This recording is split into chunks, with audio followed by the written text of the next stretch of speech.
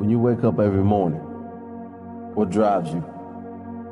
If you want to live a life of success, a life of complete success, happiness and fulfillment, you must find your purpose. You see, if you don't know what your purpose is, if you don't know what drives you, what inspires you, then you have no reason to improve your life. How can you improve your life if you have no reason to improve it? Your purpose is always something that lights a fire in you. I will do this no matter what. My family is counting on me. My friends are counting on me. I am counting on me. So write down your purpose. Carry it with you everywhere. Feel it deep and promise yourself every day you will live out your purpose with zero excuses. Why do you do what you do? Why do you do what you do? What's the reason? Why do you exist? What is the reason you wake up every day and do what you do? Is it for yourself? Or is it for the people who need you? Is it for the people who took care of you and now they're too weak to take care of themselves? So your why shouldn't be because of you. It should be because of the people who need you. It should be because you love them enough to keep fighting. Did you know, and do you not agree, that right now there is someone who has less intelligence than you, started with less money than you, less opportunities than you have, and worst of all, has less passion than you, and they are living their dreams, earning millions, or doing something that you would love to do. Someone has already done and is already doing what you want to do. And no, they didn't fall into a rich family to do so. They were not born lucky. You know you can be more. You can have more, do more, and be more. You know this. You wouldn't be listening otherwise. See, a lot of people, they're gonna tell you not to fight for your dream because they didn't have the strength to fight for their dream. Make the decision today that I'm not doing this for a check. I'm not doing this for a house. I'm not doing this for a car. I'm doing this for my purpose. When you can't go a day without thinking about it, when you dream about it, wake up thinking about it and can't rest until you conquer it. When you don't mind sacrificing because of it, when nothing is greater than knowing you can conquer it, when you don't need the alarm clock to wake you because it's fueling every part of your soul, then you know your purpose. Your purpose is that fire, your reason for doing what you do. Why do you do what you do? Why do you want that success so bad? What is the fuel to your fire? Find your why. Your why will pull you up when you feel like you don't have the strength to get up anymore. Your why will keep you fighting when everyone else thinks you are out for the count. Why? Who are you fighting for? What drives? Is your purpose your family? Is it to prove the doubters wrong? Is it to prove yourself right? What is your purpose? Write down your purpose. Carry it with you everywhere. Feel it deep and promise yourself every day you will live your purpose with zero excuses. Your purpose, find it, and you will have no problem becoming a phenomenal success. Because purpose moves mountains. It moves mountains and opens up doors that didn't exist. It gives you the fire that you need to burn down the world of limitations. The water you need to drown doubt. Your why, your purpose, it's everything. Find it. Use it. You need to find something that drives you. Something that no matter what happens, this part of you does not change. This drive in you does not change. This purpose never dies. No matter how many times life knocks you down, your purpose pulls you up every time. This is the reason I will fight for my dreams. This is the reason I will not take no for an answer. You know you can be more. You can have more, do more, and be more. You know this. You wouldn't be listening otherwise. From this moment, there are no more excuses. Turn on your drive, turn on your passion, and turn off your fear. And then you will be successful. Be fearless. You can do this. You can do this. but you must find your why. Why do you want to do this so bad? Why do you want this so bad? What are you really doing it all for? What is your purpose? Successful people know their why, and they have a very clear purpose, a very clear vision. When you know your purpose, when it is clear why you are doing what you are doing, why you want what you want, write it down. Write it down and read it to yourself every day. There is nothing more powerful than a human being with purpose. With purpose, you will outwork anyone and everyone. You will get up early and stay up late. You will give more, do more, and become more. You will not give up when things go against you, which they will. You will fight on. Fight for your purpose, for your goals, for your dreams. Say it to yourself every day. From now on, regardless of the circumstances, I will achieve my dreams. I will achieve my dreams. I will, regardless of any circumstances. Nothing will stop me. People say you can't change your career at 30. That's when you're meant to be settling down. You can't change your career at 35. You should have had it figured out by then. Oh my God, you're not married at 38? What the hell are you doing with your life? Who comes up with this stuff? I have no idea. But this stuff plagues so many people that I speak to. So many people open up to me and say, Jay, I just don't know how to change. Is it possible? What do you think this guy was before he became who he is? He used to be a PE teacher, right? Sports teacher at a high school. How about her?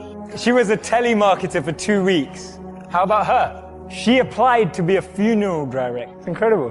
What happens in society is that we're clouded by the noise of family expectations, the noise of our parents, the noise of our brothers and sisters' expectations. I grew up in a family where you could either be a doctor, a lawyer, or a failure, right? Those were my three options. Anything else would just count me as a failure. I would have failed. So basically I failed, right? I'm standing up here in front of you all as a failure. I lived as a monk for 3 years. I committed career suicide. I turned down 2 amazing corporate job offers when I graduated from business school. I shaved my hair, I wore robes, and lived out of a gym locker for 3 years. And I did that because I thought I was going to do something meaningful, help impact the world. And it was one of the best experiences of my life. But more than becoming a monk, what that trained me to do was drop out with the rules. People told me, if you come back in 3 years, you'll never get a job. They told me, if you become a monk, people are going to think you're weird forever. No girl's ever going to talk to you. People told me, they were like, well, when you come back to real life, like, will you even be able to talk English? And people were just really weirded out. I'm just like, okay, I think monks speak English. And there was so much different noise that I was hearing when I made that decision. And the funny thing is, from having not been a monk for 4 years now, I'm in one of the most incredible periods of my life that I could ever have asked for. And so much of that is based on the fact that I decided to do something different. So many of the times our expectations are driving us in a certain scenario. We focus so much on life in what we want to be as opposed to who we want. Because we've always been told that life and jobs and careers are like boxes and containers. There's only a finite number of options. There is no formula, there is no pattern. If you know what you're passionate about, if you know what you're good at, and you invest in that. People say follow your passions, I say forget that. Invest in your passion. If you're passionate about something, go and become the best at it. Go and do a course on it. Go and learn from the best. Go and find a mentor who's going to make you incredible at that trait. Not only will you be criticized and grow, you'll be able to find new things about yourself that you never knew.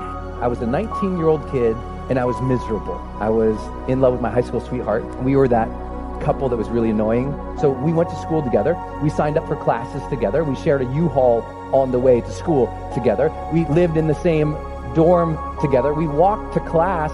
We walked to breakfast in the morning and walked to class. I mean, we were just joined at the hip, and we were completely crazy infatuated in love. And then halfway through the first year of college, she discovered beer and other boys on the same night, and she cheated. I completely fell apart. I stopped going to class. I barely ate anything, certainly nothing healthy. I stopped studying. I just stopped caring about the world. Literally couldn't get out of bed. And I never thought about it until years later. Reading changed my life because I was still reading. There's one thing that's brought me through everything. And I happened to pick up the school newspaper, and I opened it up, and there was this full-page ad.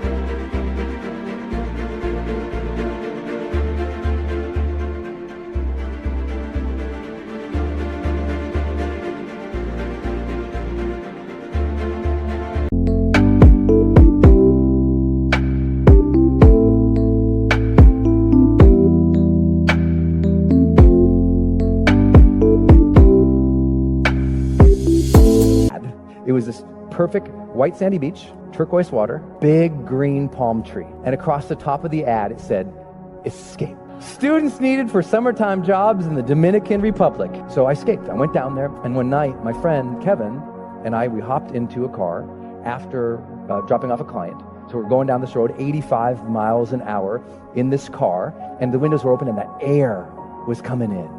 That amazing humid, if you've been in the Caribbean, that just gorgeous, amazing humid air is coming in.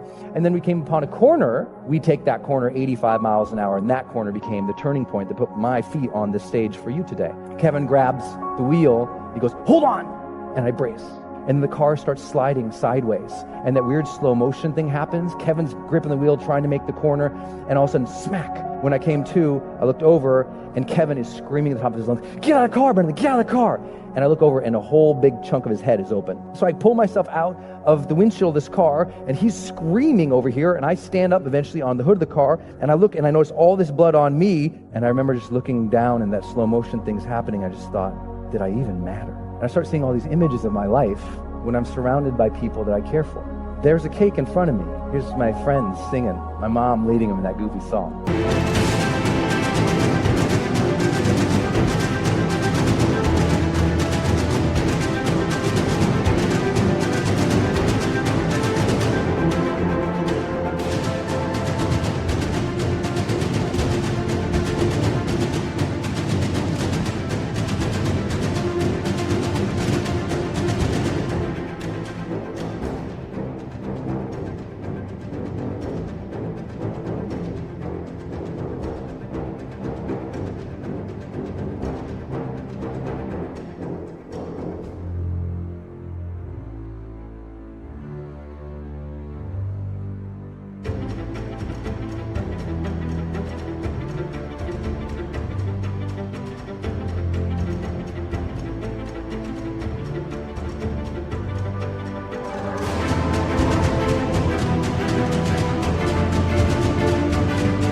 There's my sister, just swinging and smiling.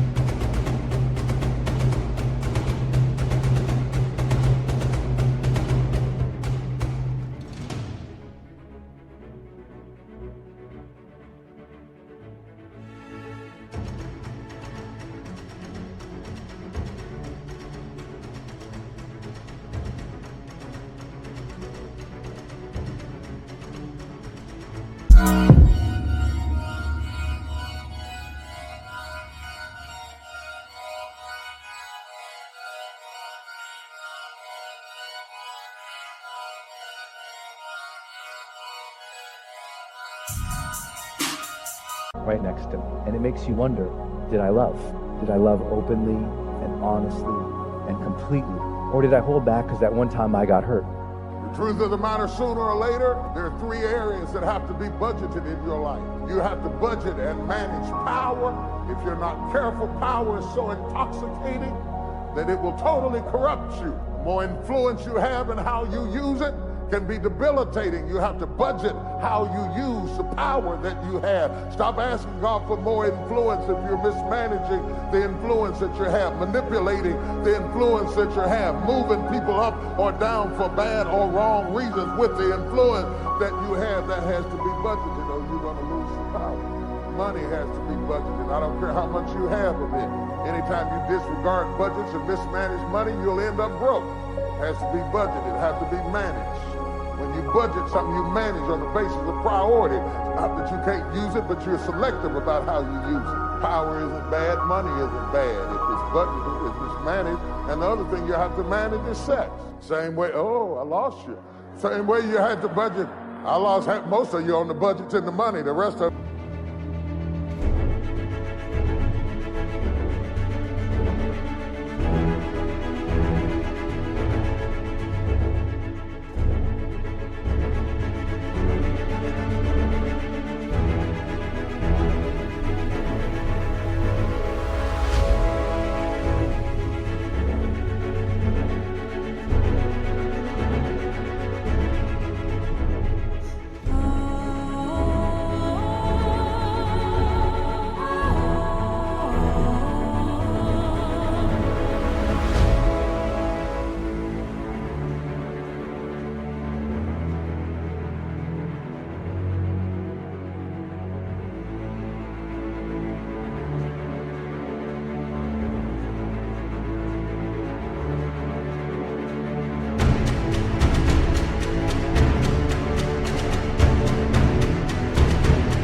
the 3 people I had left. Now I'm gonna kill them with the sex, but